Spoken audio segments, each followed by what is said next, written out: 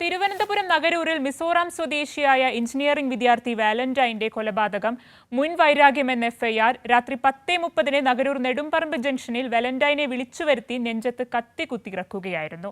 കൂടുതൽ വിവരങ്ങൾ കമലേഷ് നൽകും. കമലേഷ്, നോക്കൂ, മുൻ വൈരാഗ്യം മൂലമാണ് ഇത്തരത്തിലൊരു കൊലപാതകം ഉണ്ടായതെന്നാണ് മനസ്സിലാക്കുന്നത്. പ്രതി ഇപ്പോൾ നഗരൂർ പോലീസിന്റെ കസ്റ്റഡിയിലാണെന്നും ലഭിക്കുന്നു വിവരങ്ങൾ. എങ്ങനെയാണ് മറ്റു വിവരങ്ങൾ?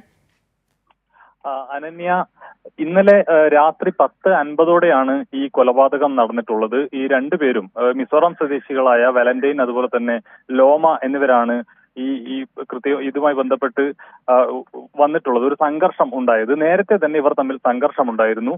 ഇന്നലെ ഈ വാലന്റൈനും ലോമയും ഇവർ ഒരുമിച്ച് ഒരു സുഹൃത്തിന്റെ വീട്ടിൽ മദ്യപാനം ഉണ്ടായിരുന്നു.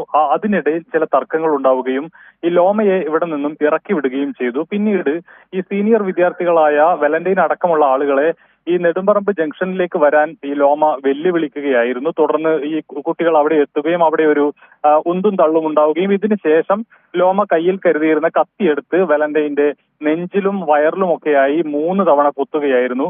കുത്തേറ്റ് വീണ ലോമയെ വാലന്റൈനെ എവിടെ നിന്നും ആശുപത്രിയിലേക്ക് മാറ്റിയെങ്കിൽ പോലും 1:15 മരിക്കുകയായിരുന്നു. ഈ കോളേജിൽ, അതായത് രാജധാനി എഞ്ചിനീയറിംഗ് കോളേജിലെ 4ാം വർഷ വിദ്യാർത്ഥിയാണ് ഈ മരിച്ച വാലന്റൈൻ. അതുപോലെ തന്നെ 3ാം വർഷ വിദ്യാർത്ഥിയാണ് ലോമ. ഏതായാലും ലോമയെ കസ്റ്റഡിയിൽ എടുത്തിട്ടുണ്ട് പോലീസ്. ഇന്ന് വൈകിട്ടോടുകൂടി അറസ്റ്റ് രേഖപ്പെടുത്താനാണ് സാധ്യത. തിരുവനന്തപുരം നഗരൂരിൽ മിസോറാം സ്വദേശിയായ എഞ്ചിനീയറിംഗ് വിദ്യാർത്ഥി കുത്തേറ്റു മരിച്ച സംഭവം മുൻ വൈരാഗ്യം മൂലമെന്ന എഫ്ഐആർ. വിവരങ്ങളാണ് കമലേഷ് തെക്കേക്കാട് നൽകിയത്.